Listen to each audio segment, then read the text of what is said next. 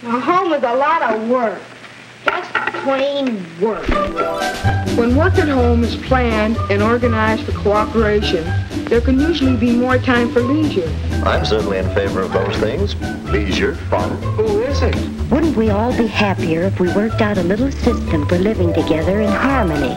But how can we manage them? We'll have to work out the full answer together. Say, Mom, you're swell.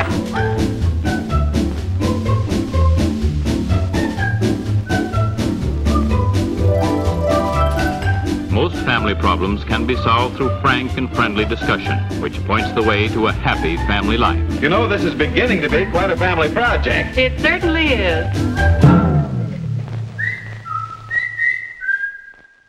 Just like all of your families, right? Right? Doesn't that remind you of what happened maybe this morning in your family? Right. What every family needs to know is what we've been talking about the last 3 weeks. This is week 3. The first week we said this. Here's what every father needs to know. What I hope happened is that even if you're not a dad, that you got something to take away from that. I think that you did if you were here with us. The second week we said, here's what we think every mother needs to know. And so those are back online if you want to check those out. Today, we're going to talk about what every child needs to know. Now, next week, we're going to say, here's what every spouse needs to know for the final part of this series. So if you're a spouse, if you're going to be a spouse one day, or if you have people in your life that really need to hear that topic, bring them with you next week. But today, we're going to talk about what every child needs to know. Now, here's what I think that you're possibly thinking. Well, I'm not a child, and my children are all grown up. Hang with me, okay, because there's something here for you today, too. So when I was in high school, I grew up in Raleigh. I was in high school, and I knew this guy, and he was my age, and he was one of those guys in high school that everybody kind of looked up to in a way, or everybody admired, at least from a distance. He was an athlete. He was actually a tennis player, like a really amazing tennis player. He won some state championships while he was there at the school that I was in. He was also super smart, like really, really smart, top 5 of the class kind of guy. And so he was getting all kinds of great grades, and everybody kind of really looked at this guy and went, wow, he's some incredible guy. And so he ends up going to an Ivy League school, and just was one of those people that everybody looked at and went, that's what it looks like to be at the top of your game. That's what it looks like to be successful. But here's the thing about him.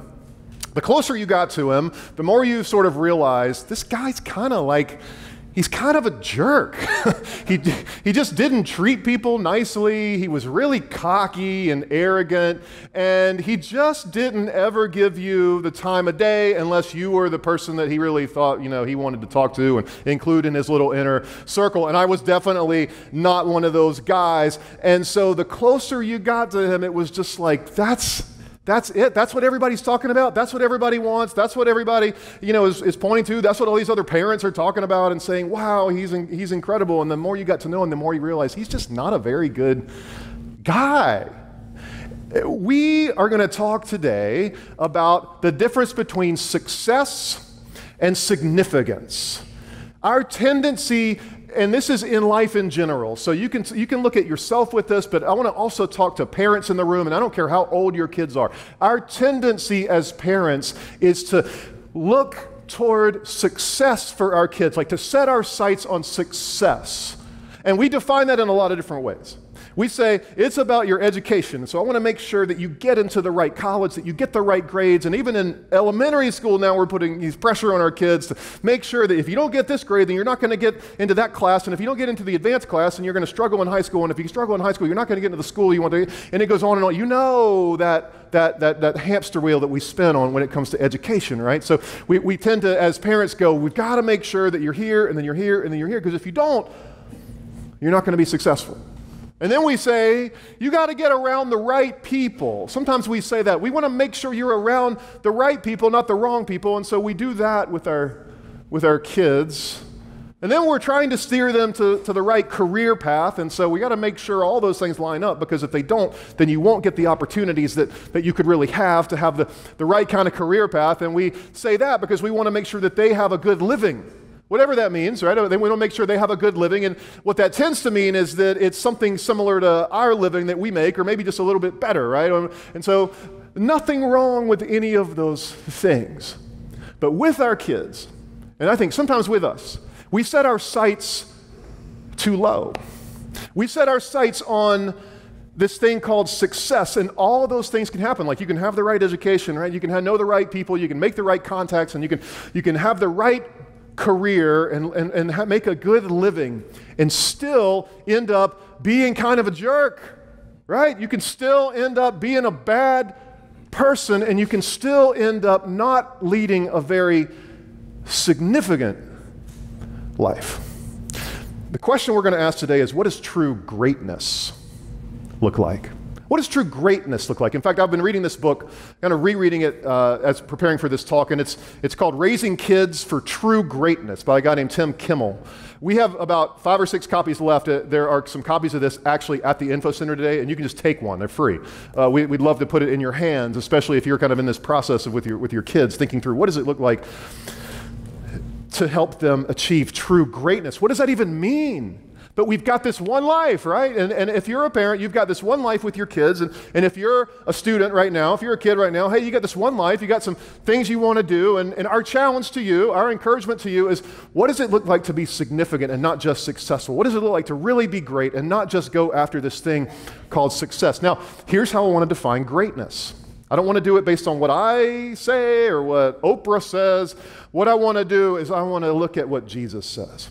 Because he says some very, very specific things about what it means to be truly great. And they are completely at odds with how our society views greatness. He had a very specific definition of what greatness looks like. And so I want to invite you to pay attention to his words today. We're going to pay attention together as a church to Jesus' words. We're going to measure ourselves against him. But measure ourselves against his words. I want to invite you to do that because he has your best interest in mind. He has my best interest in mind. And as a church, he has our best interest in mind. And his goal for you, his desire for you really is true greatness in your life.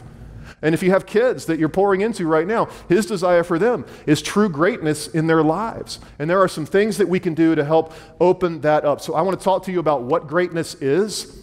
I want to talk to you about then what that looks like, and then I want to give you 3 questions. And so if you're a parent in the room, I want to give you 3 questions to help your kids walk through this. If you're a kid, I'm going to give you 3 questions that you need to wrestle with. And to be honest with you, there are 3 questions that all of us need to wrestle with in life if we want to achieve true greatness and not simply success. Because we set our sights too low when we just aim for a successful life, but not anything more than that. Does that sound good?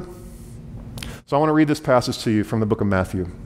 Now, Matthew was one of the Gospels. Matthew, Mark, Luke, and John, and these different writers had this perspective, and most of them had this firsthand viewpoints on what Jesus was doing, what he was saying, and Matthew was one of those guys. And so he's recording this story that happens when Jesus was with his followers, his disciples. They're all kind of hanging out. They're out in, I think, a courtyard somewhere because there's people around and they're watching. They're just observing people interact with each other. And I imagine that it was in like a town square kind of environment where there are people selling things and buying things. And there are people walking through who are really important, and they had people following them, or perhaps even servants attending to them. And then there were poor people around who no one was paying attention to, and everybody was trying to get something from everybody. And that is our life. You think about your school, think about your workplace, think about your neighborhood. We often live in a place where it seems and feels like everybody's trying to get something from everybody.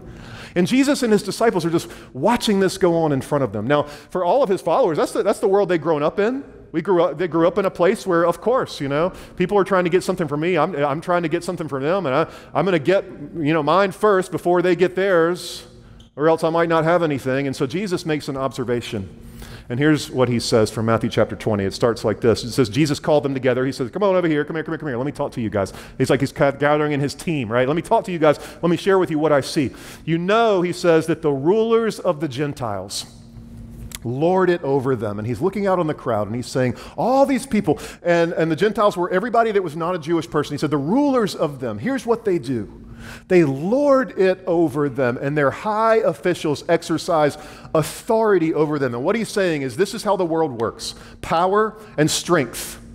Power and influence. Those are the things that seem to matter in this world. He says, here's how everyone else treats everyone, with power and with strength. How do you get somebody to do something? How do you control somebody? Well, if you have enough strength, you can make somebody do something, right? If you have enough influence, you can make somebody do something. You can force them to do it.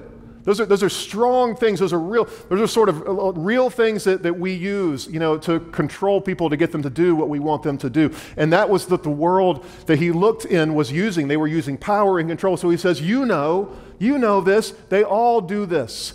You came out of a world where that was the standard, where everybody's just making everybody do something for them. And then he says these 4 words that I think are so powerful. He looks at them, and I just can see him pointing his finger in their face and walking right up to them and saying, "Not so with you. Not so with you. That is not why I came. That is not why we are here. I did not come to establish a new kingdom of force and brutality and strength and power just to dominate people. And that is not what you are to be about." And in those 4 words, he takes the world and he flips it on its head. And he says, it's actually wrong right now, but I'm about to make it right. Not so with you. Our whole goal here as a church is to help you become a follower of Jesus. In fact, we say it like this. We say we want to help people find Jesus and follow him. And so he's looking at his followers. He's looking at you and me. He's saying, not so with you. Not so with me. That should not be how we operate in this world. And he's gonna like, it's like the roads part right there, and he's like, we're going this way, the rest of the world's going this way, but we are going a different direction. And he begins to outline what that looks like, and he says it like this. Instead, whoever wants to become great among you, you want to be great? You want to be strong, you want to be powerful, you want to have a position, here's what you need to do. Every one of those who want to become great must be your servant. And then he says, whoever wants to be first, you want to be first in line, must be your slave. Whoever wants to become great among you must be your servant, and whoever wants to be first must be your slave. How crazy is that to say that out loud? I mean, his followers had followed him for a long time, so they had seen him do this. They'd seen him over and over again interact with people, but he says it out loud to them. He says, you want to be first? And I can only imagine the conversations. In fact, we can see them in the Gospels that the disciples were having with each other. There were places where they were going, they were jockeying for position. Even around Jesus, they're going, I want to be closer to him. I want to be his best friends. I mean, there was one point where they were arguing about who's going to sit at his right hand and his left in heaven. They're having that actual argument out loud around him, bringing in that same mentality that this is what the Gentile, this is what the world does, this is how we rule over people. And so they're trying to kind of bring that into what Jesus is establishing. And he says, not so with you. Instead, if you want to be great, you want to be that guy, be somebody's servant. You want to be that person? Begin to serve. Begin to serve. And he flips it on his head, and then he says, now I'm going to show you what that's like. I want to show you what that's like. And then he says this, just as the Son of Man, he's referring to himself. It's one of the titles he refers to himself as, it's the Son of God. Just as the Son of Man did not come to be served, but to serve. It never ceases to amaze me that the one who deserved to be served came to actually serve instead. The only one who deserves to be served actually came to serve other people. The only one who deserved, the one who created everything, you and me, and has all the power and the authority, took all of that, set it on a table, and walked away from it, and came down and washed a bunch of disciples' feet. What is he doing? Why? Over and over again, he sets this example for us. He says, this is how you ought to be. This is how you need to be. This is how it should be. I'm setting the world back right again. And I'm going to show you what that looks like. Why? He's saying the path to true greatness goes in this direction. And so he says, I didn't come to be served. I came to serve. And then he gives this glimpse as to what's about to happen. He hasn't gone to the cross yet. they don't really know what's going to happen. The disciples, if you put yourself in his shoes, they're kind of going, where are we going with this, right? Some of them thought, we're going to go and it's going to be this kingdom. We're going to be princes in the kingdom on earth, and we're going to rule eventually. Some of them really felt that way. Jesus is going, that's not where this is going. That is not the path that we're on here. In fact, I'm giving my life as a ransom for many. It's foreshadowing of the gospel, the foreshadowing of the cross. And so he says, why do you do this? Why should you serve? Because I'm doing this, because I did it first. Now, this is the norm for the Gentiles, to find the position of highest authority, but he says, not so with you. I took my kids camping this summer. We're not a big camping family, to be honest with you, but it was actually fun. It didn't really rain on us a whole lot, and we went hiking for one of those days, a few different hikes, and one of the hikes that we did was my buddy Phil told us, hey, you should go do the Black Balsam Knob Trail. It's up off of the Parkway in North Carolina. Stunningly beautiful hike. And that hike, you climb up. We started at this one point where you climb up and you do these knobs. And they are really knobs. It's 3 knobs, and they get up above the tree line. And so in North Carolina, it's amazing to get up above the tree line, and you stand there, and you can turn around 360, and you see everything. Beautiful, beautiful place. So you're standing up there, and it's like you can see people up on the next one, and everyone can see you when you're up there, and you can just sit up there and enjoy the view. And you know what happens then? You have to walk off.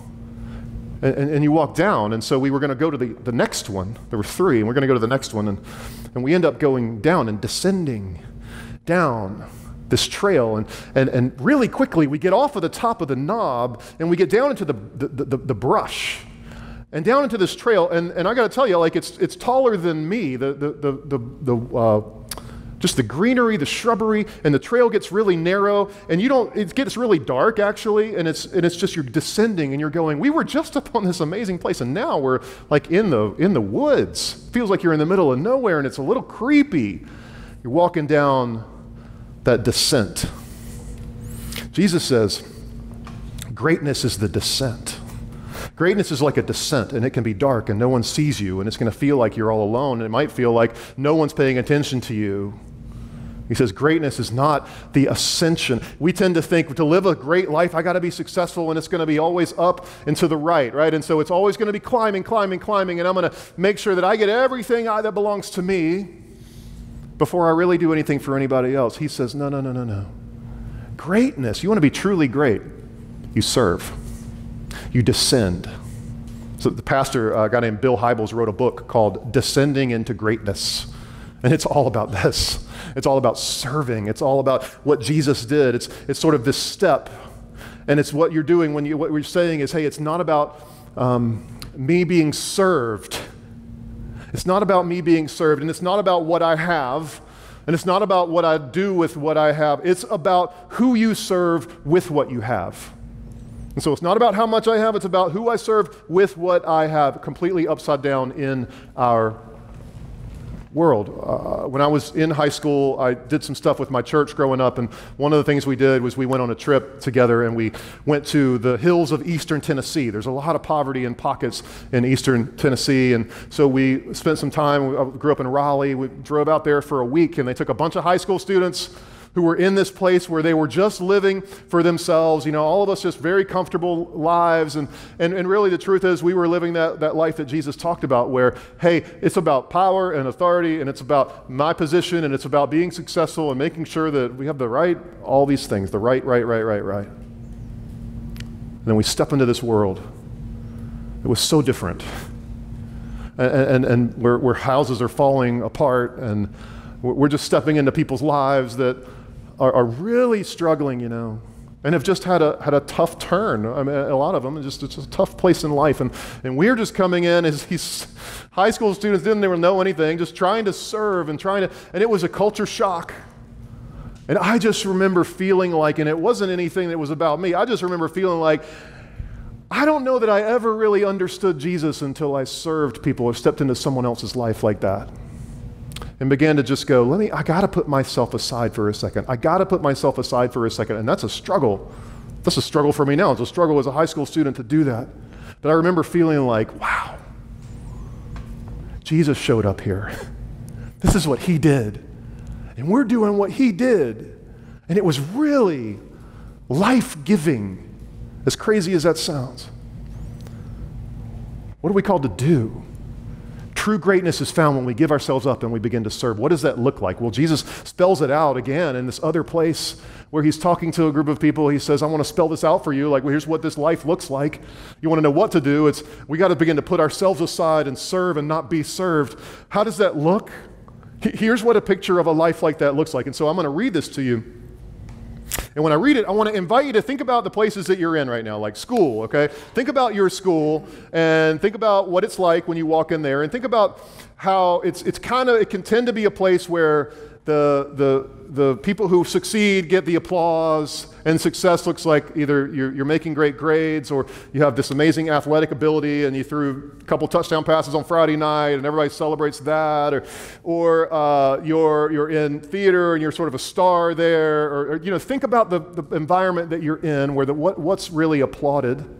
As I read this to you. And then I want you to think about, if you're in a workplace environment, think about what is encouraged there. What does success look like? What is applauded, Winning the biggest contract, making the biggest sale, doing the best work, whatever that looks like in your life. And maybe in your neighborhood, what is applauded the most? I'm going to read you, it's called the Beatitudes, and it's blessed are. This is the statements that Jesus says, here's who are blessed.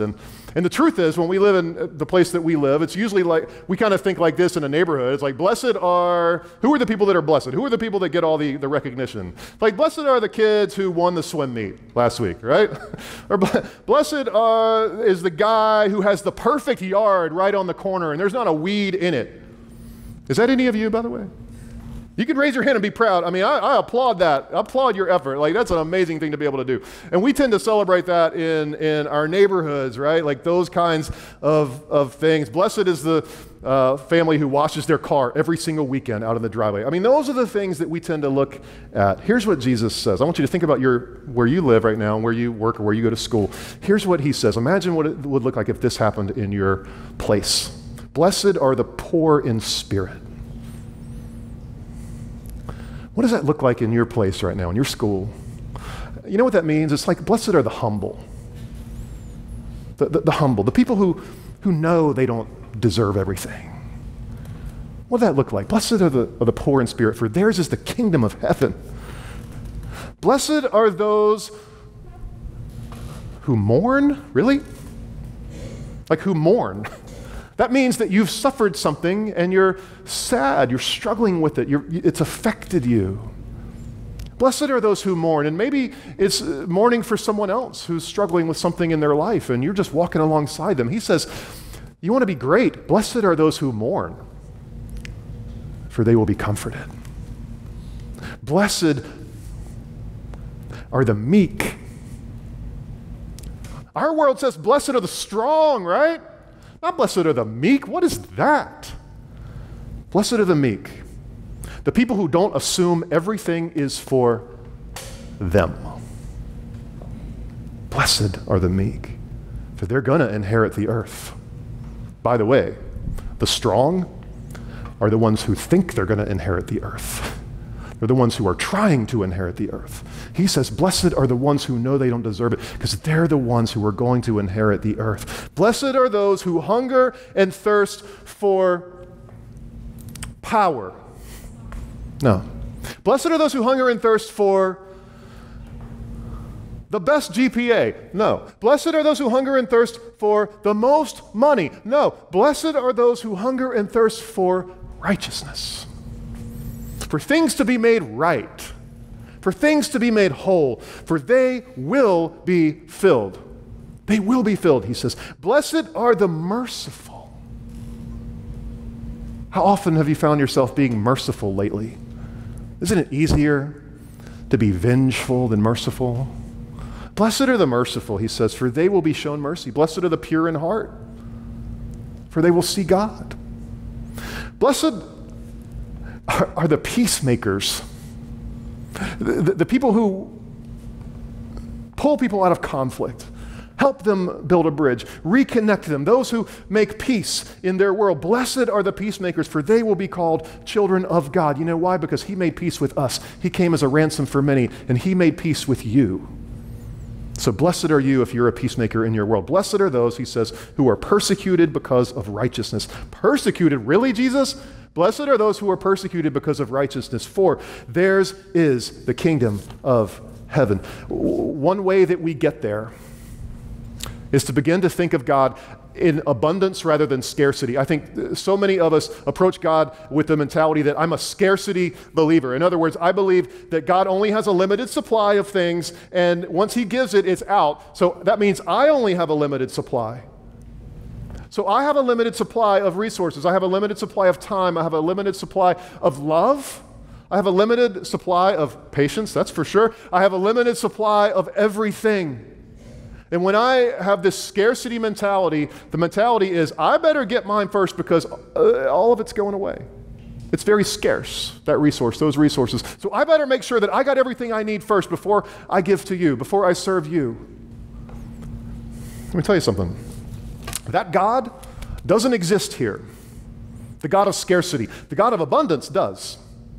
The God of abundance does. The Bible says it like it says, hey, he's the God with the cattle on 1,000 hills. In other words, he owns everything. He has every resource available to you. He has every possible resource available to you. It's like if your life were a 50-gallon drum. There was a 50-gallon drum sitting here, and we poured fresh drinking water into it, this 50-gallon drum. How long could you drink it? How long could it sit there in that drum and be good? I don't know. A day? A couple days, maybe? I don't think a week. Maybe. I don't know. 50-gallon drum, if the water sat there, eventually it grows stagnant because it's just sitting there. But if you put a spigot on the bottom of that, you start to pour it out. Now, if you're the person who owns the 50-gallon drum, you're thinking, I don't want to pour that out. That's going to give it all away. That's my water. But if it stays there, it just gets stale. It's made to be poured out. The miracle of God is this, that he will say, look, if you pour out yourself on other people, and I know that you feel like you're going to lose every resource you have, here's what I'm going to do. I'm going to pour back into that drum myself. And I'm going to refill that drum.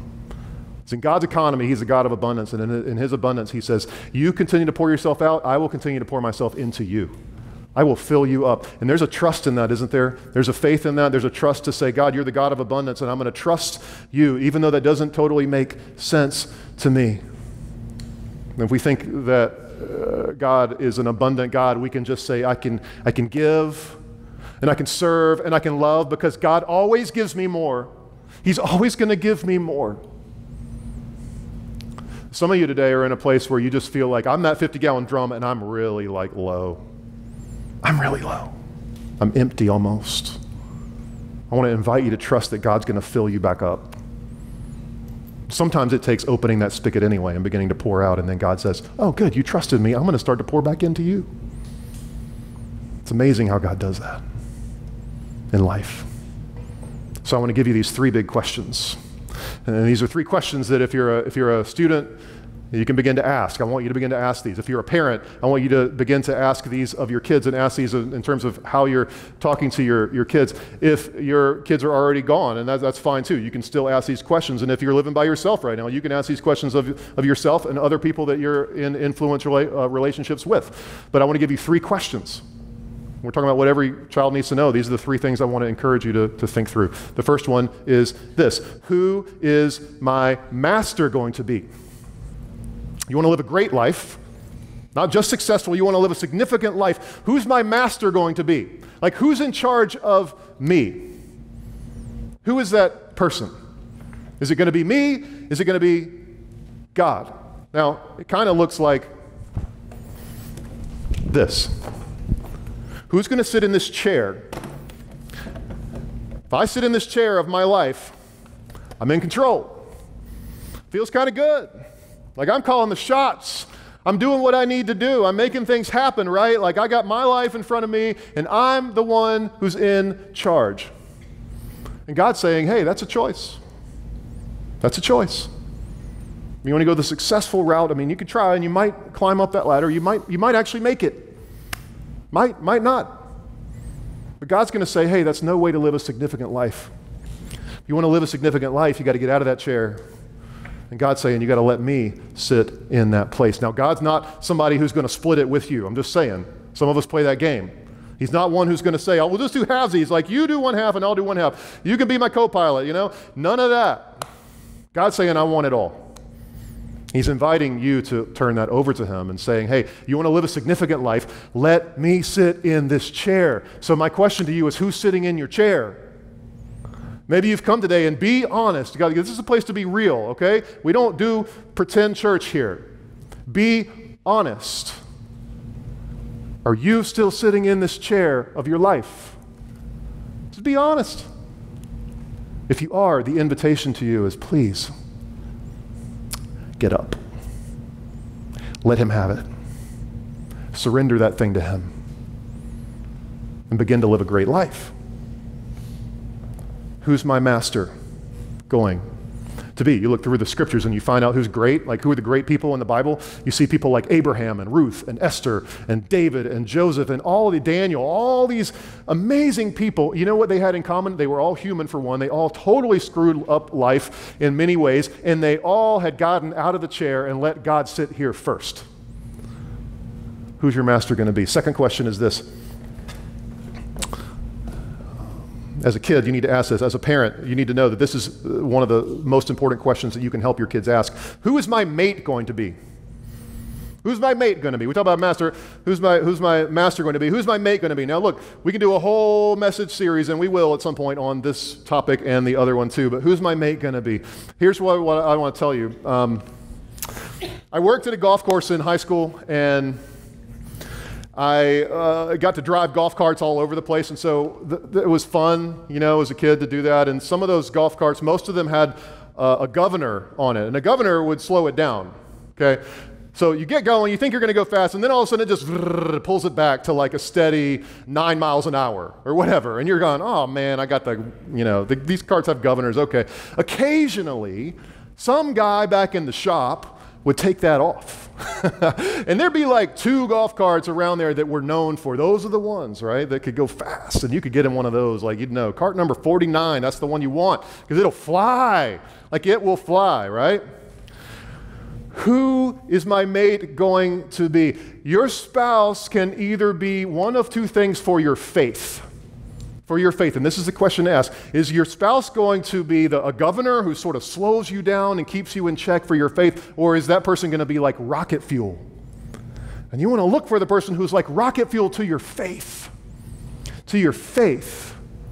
Now, the best way to do that is to be the kind of person that you're looking for is looking for. You with me on that? Be the kind of person that you're looking for is looking for. So if you're looking for a particular you're looking for a person who is leading a life of significance, not just success, I got to be the kind of person that I'm looking for is looking for. How do you do that? Here is my counsel to you. Pursue Jesus first. Pursue Jesus first. Because if you pursue Jesus first, here's what's going to happen. You're going to begin to attract the right people. And you're going to look over, you're going to be pursuing God and with your life, and you're going to kind of look over one day and you're going to realize, oh, that person's over there and she's pursuing him too. Or he's pursuing him too. And okay, maybe that's a possibility. And as you're both pursuing God together, you start to realize, oh gosh, maybe this could actually work. You want a marriage for greatness? That's how you do it. That's how you do it. Because you want to, if you're a girl, and you're worried about that, let me just encourage you, just don't, okay? Don't. Pursue God first. Put him first. And here's what's going to happen. You're going to find, the guy's just going to come along, and he's going to realize, in order to get close to her, I got to get close to, my relationship with Jesus is the first primary thing for me. And I'll never find her unless I'm finding him first.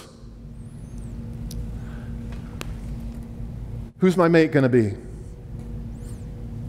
Who's my master going to be? Last question is this. What's my mission going to be? I began a relationship with Christ when I was 12 at a soccer camp. I grew up in a church, but I'd never really heard that there was this personal connection, this relationship that I could have with God. And so I began it one Friday night at this camp when I was 12 years old that summer. What I didn't know then, I knew I'm beginning a relationship with God. I don't know what that really means. But I didn't know at the time that I was also receiving a new mission in life. Like he was involving me in his mission. I didn't know anything about that, but I just didn't know. But the question is this: is your mission in life going to be about you, or is it going to be about something bigger than you? That is the question to answer.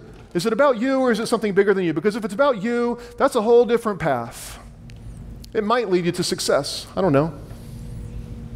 But it'll be a small path. Or is your life going to be about something bigger?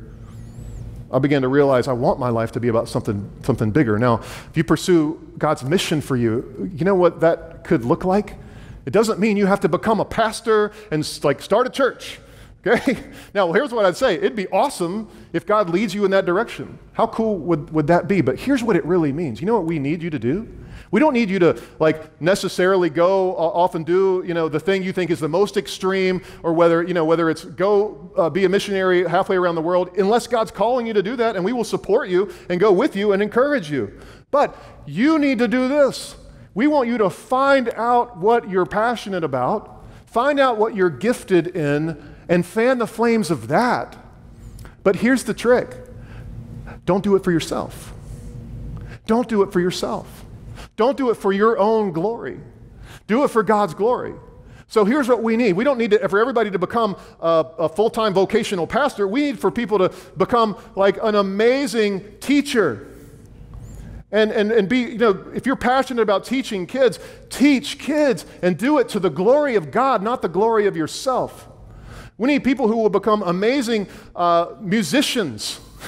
Be an amazing musician. If that's the gift that God's given you and what you're passionate about, do it for the glory of God, and He's going to open up greatness in your life. Do it so you can serve other people and show them who He is rather than showing them just who you are. We need people to be great scientists and engineers and great moms and dads and coaches. I mean, we just need people to be great and passionate and living for Him. And you know what He's going to do? He's going to bring you alive when you do that. There's a great quote by a guy named John Eldredge. He actually quotes someone else in his book called Wild at Heart, and here's the quote. It says, "Don't ask yourself what the world needs." It's our tendency in the church to say, well, what do we need? I'm going to be that. Don't ask yourself what the world needs. Ask yourself, what makes me come alive? Because what the world needs is people who have come alive. That's what we need. Kids, guys, that's what we need for you to do. Come alive. Be people who are alive, living in Christ, using your gifts, being passionate about what you do, pursuing life with joy and peace and wholeness. And it's amazing how much He will pour into your life as you're pouring out for other people. As you're pouring yourself out, He's going to continue to refill that cup. It's incredible in God's economy how that works. You are made for greatness, okay? You're made for greatness. Jesus defines greatness as those who serve other people selflessly, not come to be served.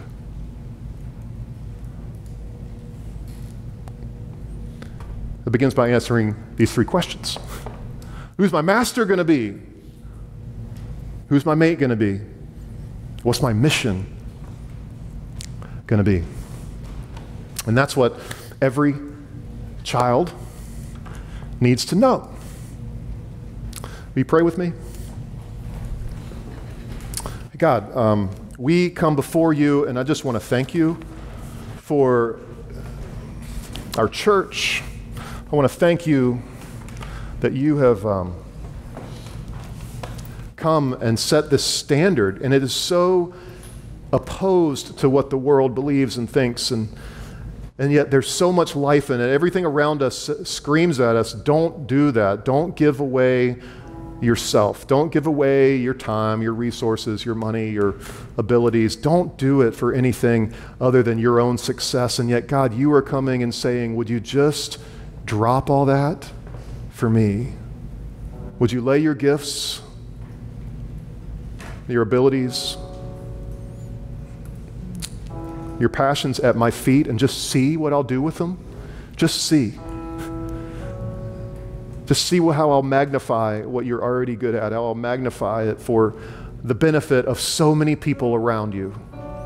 God, I pray in this church for just a heart of servanthood, a heart of putting others before us. I'm so grateful that so many people here already have that spirit and heart where they're willing to do what you did, Jesus, to wash disciples' feet, to do the lowest of things, to give you honor. God, I also want to just invite those in the room who maybe saw that chair illustration today and realized, I haven't put you in that seat. Like, I'm still in control, and I'm kind of inviting you into the back of the car or the back of the room, God, but I'm still driving, and I'm ready to surrender. I'm ready to give that up. And if that's where you are here this morning, all you have to do is say, God, I'm putting myself out of that seat, and I'm asking you to take the seat of my life. Would you direct me? Would you guide me? Would you come and live inside me? Would you forgive me? Would you lead me? God, I want to have a life of true greatness. Greatness as Jesus defines it, not as our world defines it, as Jesus defines it. And maybe no one else sees it. Maybe no one else recognizes me. Maybe the fame doesn't come. Maybe nothing else in my life points to success except for you looking at me, Jesus, and saying, when you serve me, you love me. When you're connected with me, that's greatness beginning to happen in your life. Thank you, God, for everything you're doing right now in our lives and in this room. We pray this in the mighty, mighty name of Jesus. Amen. Amen.